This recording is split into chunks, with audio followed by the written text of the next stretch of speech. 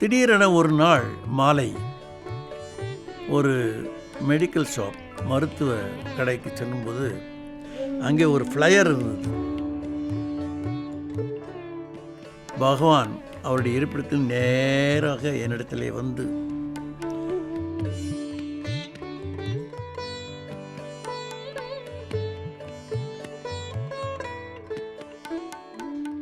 அங்கிங்கனாதபடி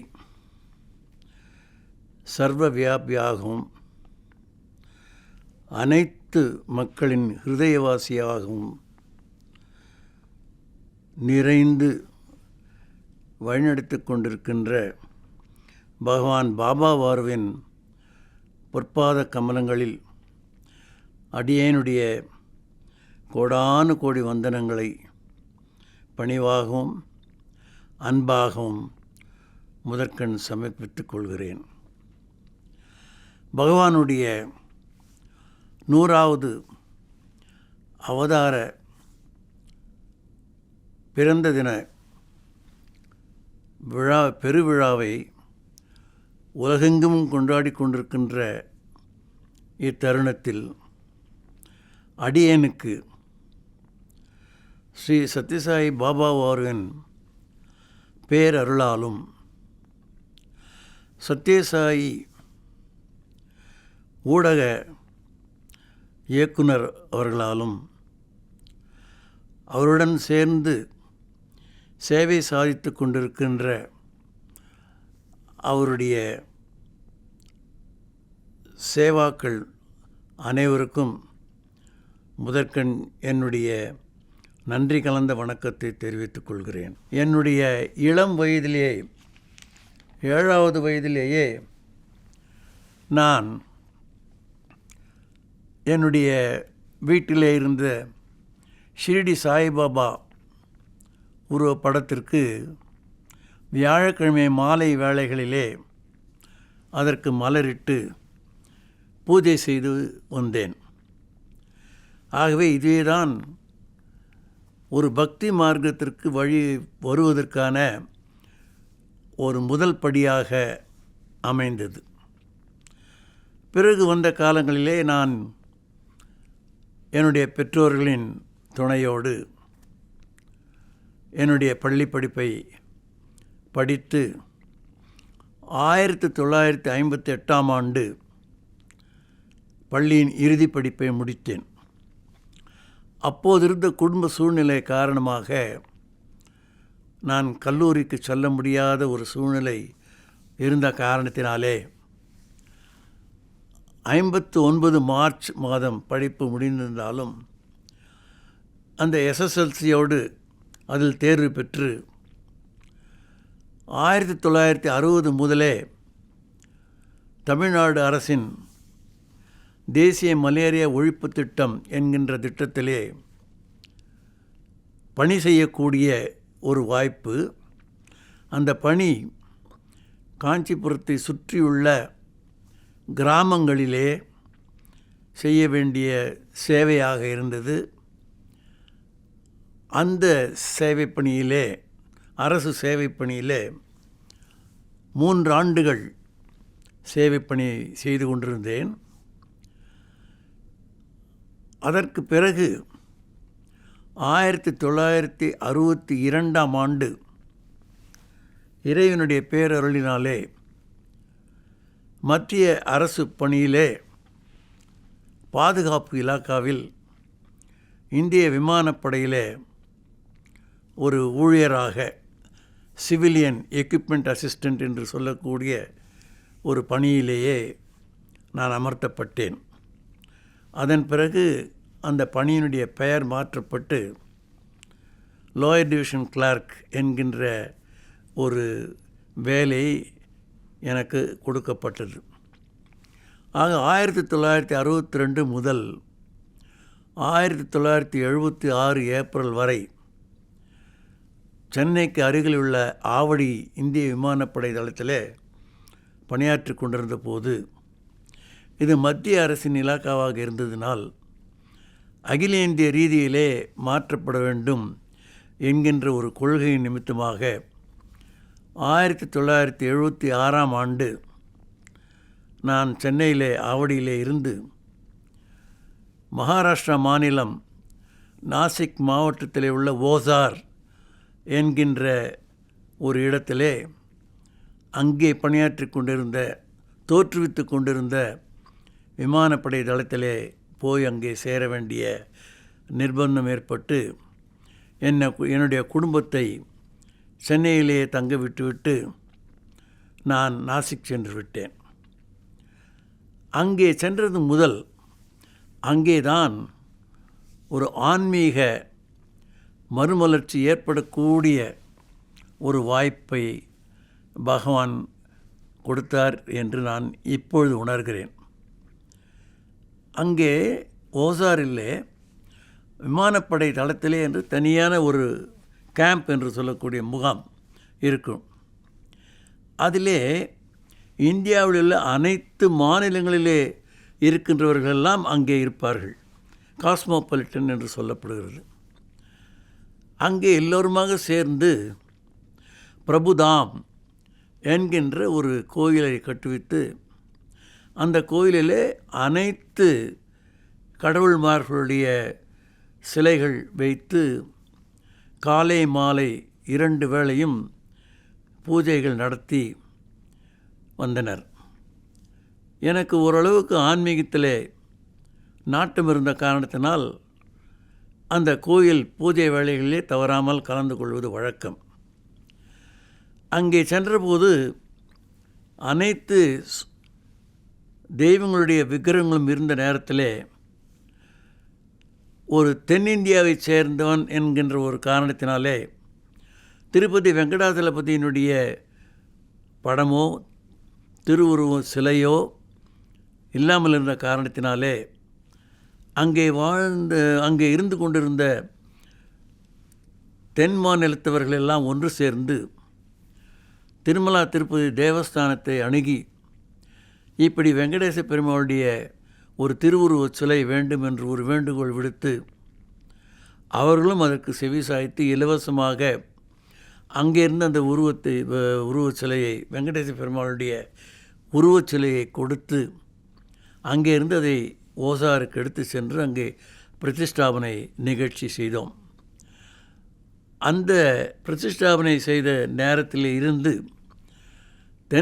தென்னிந்தியாவில் வாழ்கின்ற பக்தர்களெல்லாம் ஒருங்கிணைந்து சனிக்கிழமைகளிலே அங்கே வெங்கடேச பெருமாளுடைய மேல் பஜனை பாடல்களையும் பாட ஆரம்பித்தோம்.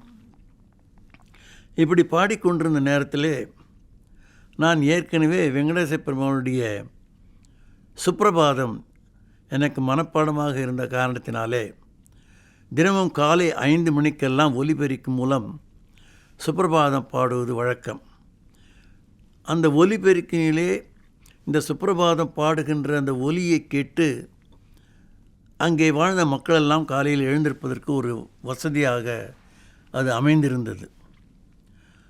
இப்படி சென்று கொண்டிருக்கின்ற நேரத்திலே இந்த சனிக்கிழமை பஜனையிலே குழுக்களாக பாடும்போது எனக்கு ஒரு நண்பர் கிடைத்தார். அவர் பேர் வீராஞ்சன் என்பது. அவரும் விமானப்படையிலேயே என்னோடு வேலை செய்து கொண்டிருந்தார். அவர் ஒரு சிறந்த சாய் பக்தர். நாங்கள் பாடுகின்ற இந்த முறை, அதாவது பஜனை ராகபாவ தாளத்தோடு இருக்க வேண்டும் என்பதை முன்னிறுத்தி பாடும்பொழுது அவர் எனக்கு ஒரு வாய்ப்பை கொடுத்தார். அதாவது அங்கே இருக்கின்ற சாய் பக்தர்களெல்லாம் இணைந்து வியாழக்கிழமைகளில் ஒவ்வொரு வீட்டிலே ஒரு ஹவுஸ் பஜனை நடத்தி கொண்டிருக்கின்றோம், நீங்கள் அங்கே வந்து பார்க்க வேண்டும் என்று. அப்பொழுது அவரிடம் நான் சொன்ன வார்த்தை, மனித உருவிலே இருக்கின்ற ஒருவர் தன்னை தெய்வம் என்று சொல்வதை என்னால் ஏற்றுக்கொள்ள முடியவில்லை, நான் வரமாட்டேன் என்று சொன்னேன். ஆனால் அந்த நண்பர் என்னை விடுவதாக இல்லை. ஒரு 3-4 மாதங்கள் தொடர்ந்து என்னை வற்புறுத்தி கொண்டே இருந்தார். கடைசியிலே ஒரு வாரம் போய்தான் பார்ப்போமே, வியாழக்கிழமை இங்கே ஒன்றும் நிகழ்ச்சி இல்லையே, பஜனை நிகழ்ச்சி இல்லையே என்று எண்ணி ஒரு இல்ல பஜனைக்கு சென்று அங்கே உட்கார்ந்தேன். அதுதான் என்னுடைய வாழ்க்கையின் சத்யசாயின் திருப்பு முனை என்று சொல்ல வேண்டும். அன்றைய தினம் பஜனை நடந்து கொண்டிருக்கும் பொழுதே பகவானுடைய திருவுருவப் படத்தில் அணியப்பட்டிருந்த மாலையானது அசைந்து மெதுவாக கழன்று மெதுவாக கீழே போட்டார் சுவாமி. அந்த க்ஷணமே எனக்கு உடம்பெல்லாம் புல்லரிக்கிறது. அந்த க்ஷணமே இவர் பகவான் தான், நம்முடைய வாழ்ந்து கொண்டிருக்கின்ற பகவான் தான் என்கின்ற முழு நம்பிக்கை எனக்கு ஏற்பட்டது. அது முதற்கொண்டு வாரம் அந்த பஜனையிலே கலந்து கொண்டு, சனிக்கிழமை பஜனையிலும் கலந்து கொண்டு, அப்பொழுது முதல் நம்முடைய சாயி பஜனைகளை கற்றுக்கொள்ள ஆரம்பித்து இன்றைக்கு ஓரளவுக்கு எல்லா பஜனைகளையும் பாடக்கூடிய ஒரு சக்தியை பகவான் எனக்கு கொடுத்து கொண்டே இருக்கின்றார். ஆக இப்படி நான் முதல் கட்டமாக நான் பகவானிடத்தில் வருவதற்கு பகவான் அருள் பாலித்து என்னை அவரிடமே வரவேற்றிருக்கின்றார்.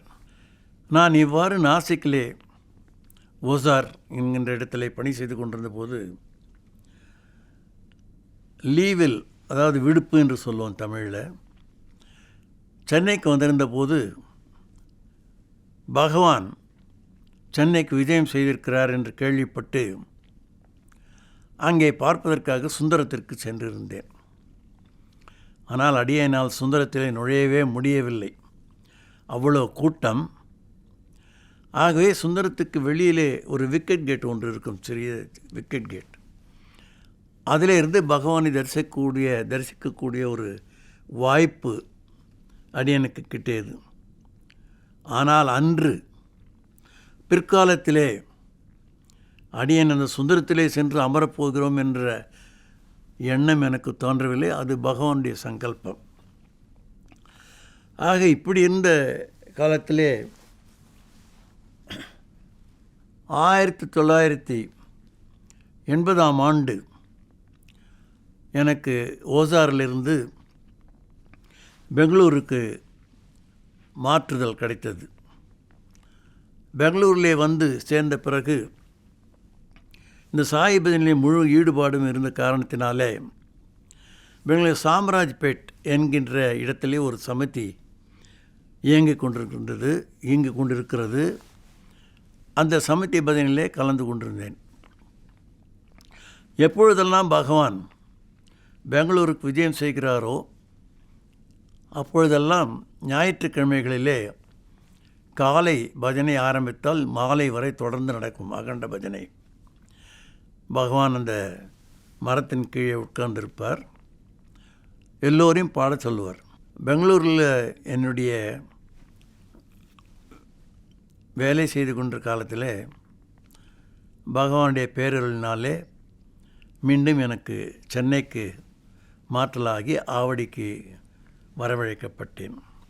அப்பொழுதுதான் என்னுடைய குடும்பத்தோடு சேரக்கூடிய ஒரு வாய்ப்பு. அந்த நேரத்தில் என்னுடைய குடும்பமானது காஞ்சிபுரத்திலேயே சொந்த வீட்டிலேயே வாழ்க்கையை நடத்தி கொண்டிருந்தார்கள். நான் தினமும் காஞ்சிபுரத்திலிருந்து ஆவடிற்கு பிரயாணம் செய்து திரும்பி வருவது வழக்கம். அதாவது ஒரு நாளைக்கு 150 கிலோமீட்டர் பிரயாணம். என்னுடைய அலுவலக நேரம் காலை 7:30 முதல் மதியம் 1:30 வரை.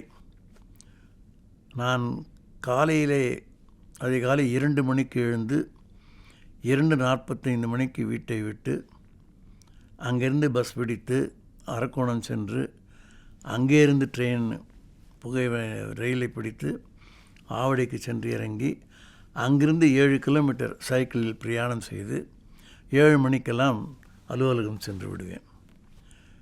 மறுபடியும் மீண்டும் திரும்பி 1:30 மணிக்கு வேலை முடிந்த பிறகு காஞ்சிபுரம் வருவதற்கு மாலை 5 மணி ஆகிவிடும். ஆனால் குடும்பத்தோடு சேர்ந்த பிறகும் கூட ஒரு பைத்தியம் பிடித்த மாதிரி ஆகிவிட்டேன்.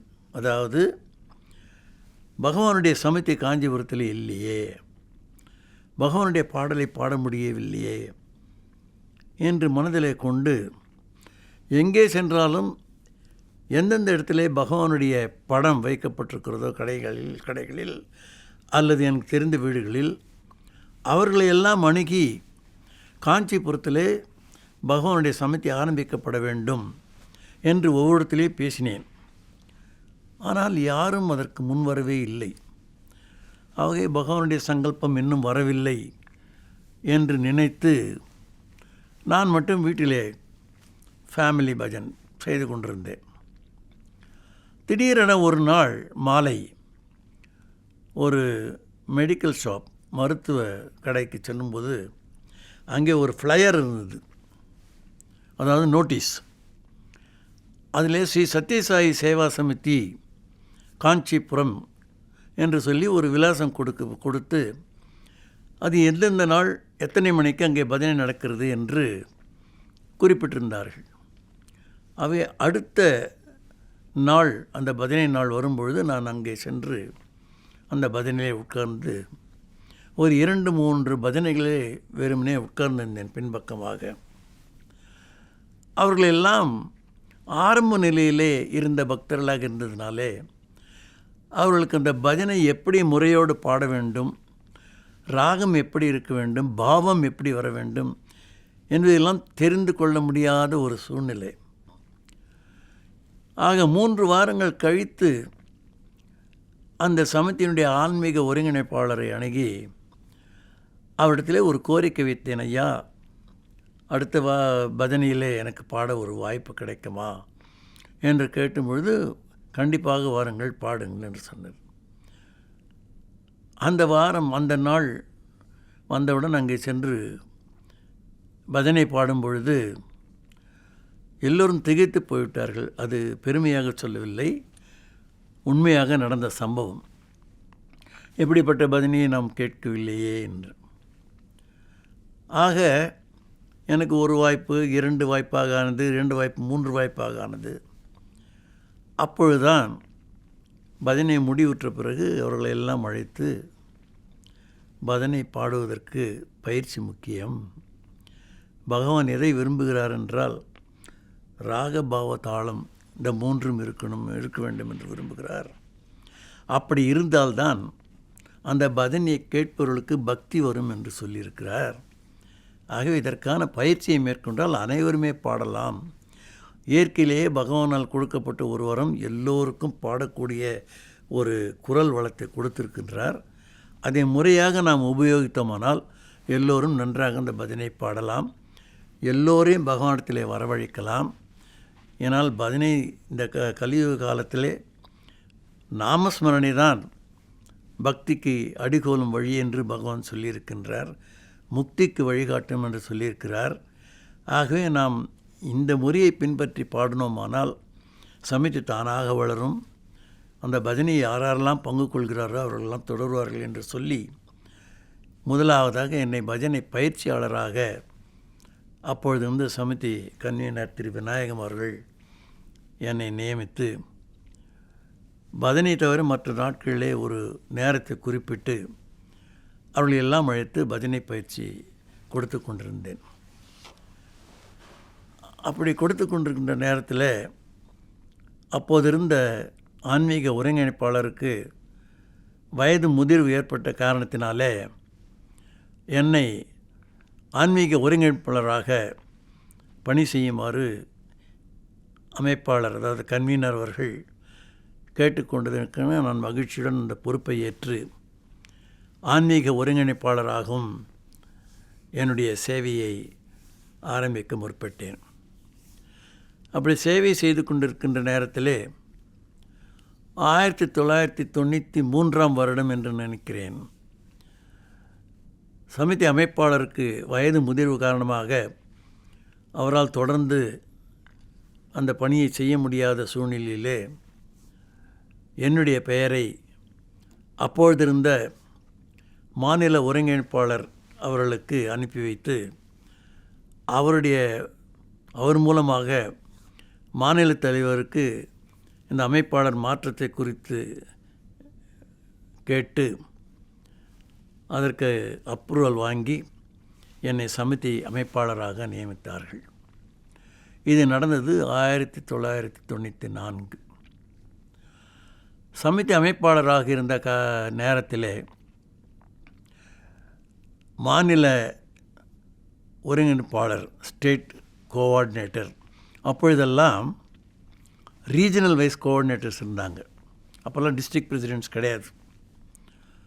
North region, metro region, south region, western region, south central, west, அந்த மாதிரி நார்த் ரீஜியன், அப்படியெல்லாம் ஒரு ரீஜன் வைஸ் ஸ்டேட் கோஆர்டினேட்டர்ஸ் இருந்தாங்க. அவர்கள்தான் எல்லா சமிதி, அந்த ரீஜனில் எத்தனை சமிதிகள் இருக்கின்றனோ அத்தனை சமிதிகளும் அவர்களுடைய ஆணையின்படியும் அவருடைய வழிநடத்தல்படியும் இயங்கிக் கொண்டிருந்தன. அதற்கு பிறகு பகவான் 1998 என்று நினைக்கிறேன், இந்த மாநில ஒருங்கிணைப்பாளர் என்பதை நீக்கி ஒவ்வொரு மாவட்டத்தையும் பிரித்து மாவட்ட தலைவர் என்கின்ற ஒரு பதவியை நிர்ணயம் செய்து எல்லா மாவட்டங்களுக்கும் ஒரு தனித்தனி மாவட்ட தலைவர் இருக்க வேண்டும் என்று சங்கல்பித்து அதன் பிரகாரம் செய்தார்கள். ஆக அப்பொழுது இருந்த மாநில ஒருங்கிணைப்பாளர் காஞ்சிபுரத்திற்கு அவரே தொடர்ந்து மாவட்ட தலைவராக தொடர்ந்து வந்தார். மற்ற மாவட்டங்களுக்கு மற்ற மாவட்ட தலைவர்கள் நியமிக்கப்பட்டனர்.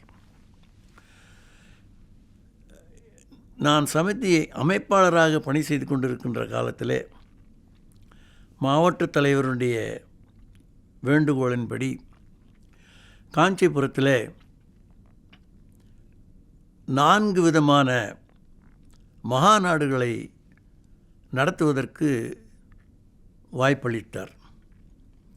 இந்த வாய்ப்பு எப்படி கிடைத்ததென்றால், மாவட்ட தலைவர் மாநில தலைவரை அணுகி மாநில தலைவர் பகவானிடத்திலே வந்து அவருடைய ஒப்புதலை பெற்று அந்த இடத்திலே மாநில அளவிலேயே மாவட்ட அளவிலேயே இந்த மாநாடுகள் நடத்தப்பட்டன.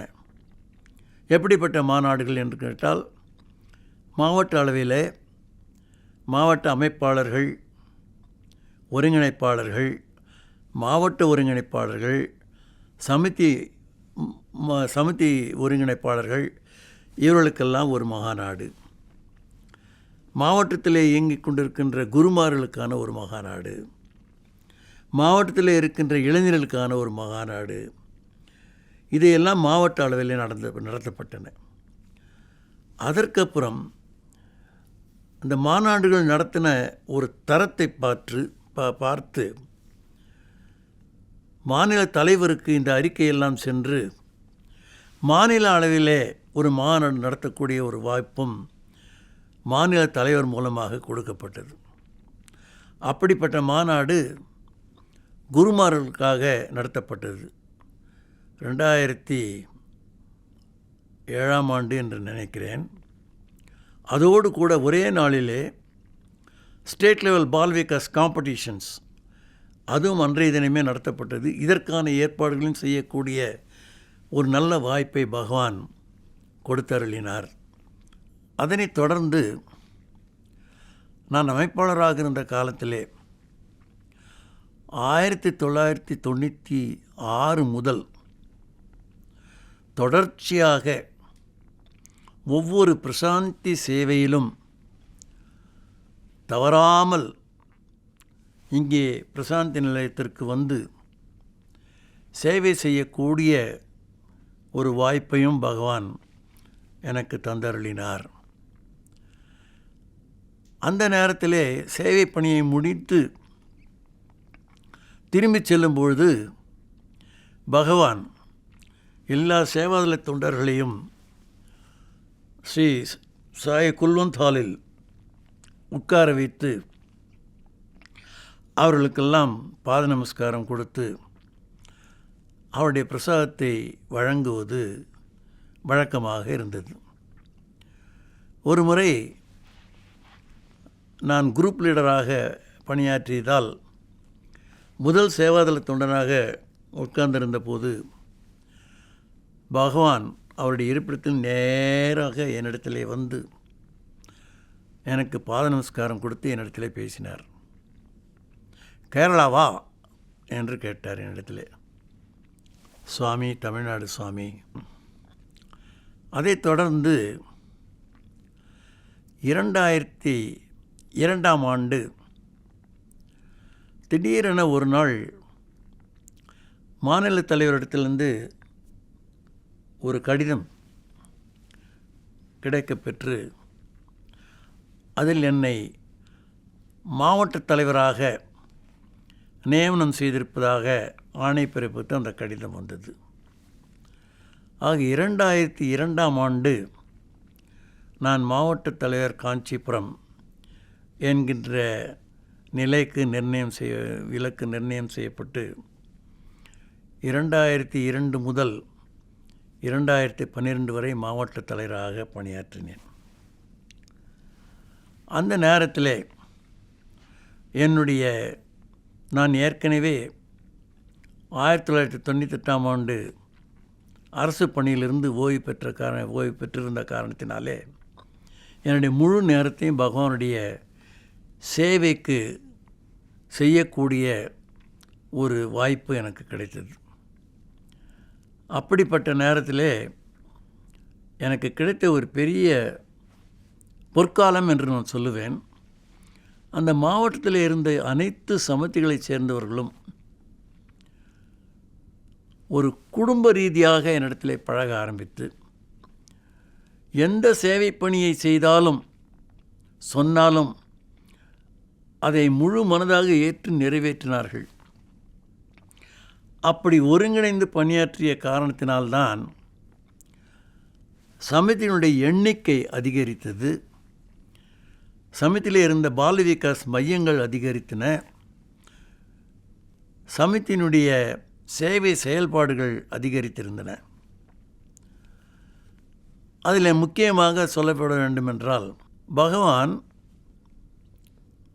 அதற்கு முதலாக பகவானுடைய 75வது பிறந்த தின வைபவத்தை முன்னிட்டு ஒவ்வொரு மாநிலத்திலும் 75,000 கேட்ராக்ட் ஆப்ரேஷன்ஸ் செய்ய வேண்டும் என்று ஒரு இலக்கு நிர்ணயித்து அதை செய்ய வேண்டும் என்று மாநில தலைவர் மூலமாக நாங்கள் கூறப்பட்டு அதற்கான முயற்சிகளை மேற்கொண்டு காஞ்சிபுரத்திற்கு என்று நிர்ணயம் செய்த இலக்கை விட 2 மடங்காக கேட்ராக்ட் ஆப்ரேஷன்களை செய்து பகவானை மகிழ்வித்தோம். அதன் பிறகு 80வது பிறந்த தின வைபவம் என்று நினைக்கிறேன். அது எந்த அளவிற்கு சரி என்று தெரியவில்லை.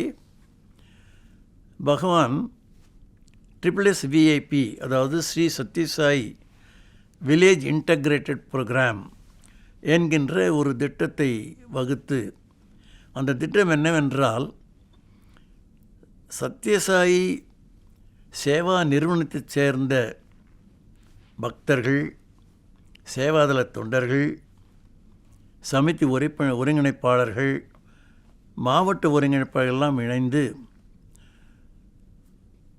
ஏற்பு செய்த கிராமங்களிலே அந்த கிராமவாசிகளோடு இணைந்து எல்லா சேவை பணிகளையும் செய்ய வேண்டும்.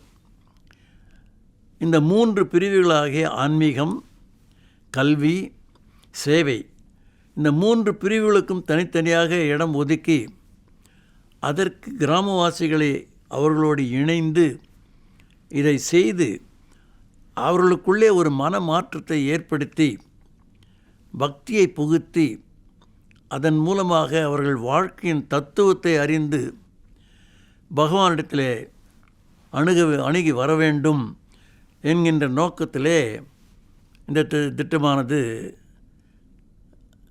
செயல்பட்டு வந்தது. இதை முழுமையாக நிறைவேற்றும் பொருட்டு ஸ்ரீபெரும்புதூர் தாலுகாவில் இணைந்துள்ள கிராமம் கப்பாங்கட்டூர் என்கின்ற ஒரு கிராமம், அதனை சுற்றியுள்ள 9 கிராமங்களிலே காஞ்சிபுரம் மாவட்டத்தைச் சேர்ந்த அனைவரும் 7 நாட்கள் அங்கேயே முகாமிட்டு கிராமீண சப்தாகம் என்கின்ற ஒரு நிகழ்ச்சி. அது எப்படி என்றால், சமிதி அமைப்பைச் சேர்ந்த 30 முதல் 40 சேவாலய தொண்டர்கள் ஒவ்வொரு நாளுக்கும் ஒவ்வொரு பிரிவு அவர்கள் அங்கே வந்து சேர்ந்து விடுவார்கள். அவர்களுக்கான தங்குமிடம், உணவு வசதி எல்லாவற்றையும் செய்து கொடுத்து, இந்த 7 சப்தாகம் என்றால் 7, இந்த 7 நாட்களிலே 7 சேவைப்பணிகள், ஆன்மீகம், கல்வி, சேவை, இந்த 3 பிரிவுகளிலே எந்தெந்த நாளுக்கு எந்தெந்த பணி செய்யப்பட வேண்டும் என்பதையெல்லாம் ஏற்கனவே திட்டமிட்டு அதன் பிரகாரமாக பகவானுடைய ஆசீர்வாதத்தோடு வெற்றிகரமாக செய்து முடித்தோம். அதனுடைய முடிவு எப்படி இருந்ததென்றால், அந்த 9 கிராமத்தைச் சேர்ந்தவர்களெல்லாம் கடைசி நாளன்று இறுதியாக நாங்கள் அவர்களை விட்டு செல்லும்பொழுது எங்களை வழி அனுப்ப வந்தவர்களெல்லாம் எல்லோரும் கண்ணீர் சிந்தினார்கள். இப்படிப்பட்ட சேவையை எங்களுக்கு அளித்து எங்களை அனாதையாக விட்டு செல்கிறீர்களே என்று சொல்லி அழுதார்கள். இதுதான் மன நிகழ்வு, அவர்களுக்குள்ளே ஏற்பட்ட மனமாற்றம். இன்றைய தினத்திலே நாம் என்ன குறிக்கோள் வைத்துக்கொண்டு இயங்குகிறோம் என்றால், transforming self to transform the world என்ற முறையில் இயங்கிக் கொண்டிருக்கிறோம். அந்த வகையிலே அது எப்படி வெற்றி தந்தது என்று பார்த்தால், நாம் மனமாற்றம் அடைந்ததோடு அவர்கள் எந்த அளவிற்கு மனமாற்றம் அடைந்து அப்படி கண்ணீர் சிந்தினார்கள் என்பதை பார்க்கும்பொழுது அவர்களுக்குள்ளே ஏற்பட்டிருந்த ஆன்மீக மனமாற்றத்தை புரிந்து கொள்ள முடிந்தது. புகைப்படத்தை வைத்துக்கொண்டு அடியேன் உட்கார்ந்திருந்த தரிசனத்திற்காக பகவான் வந்தார். வந்து மண்டியிட்டு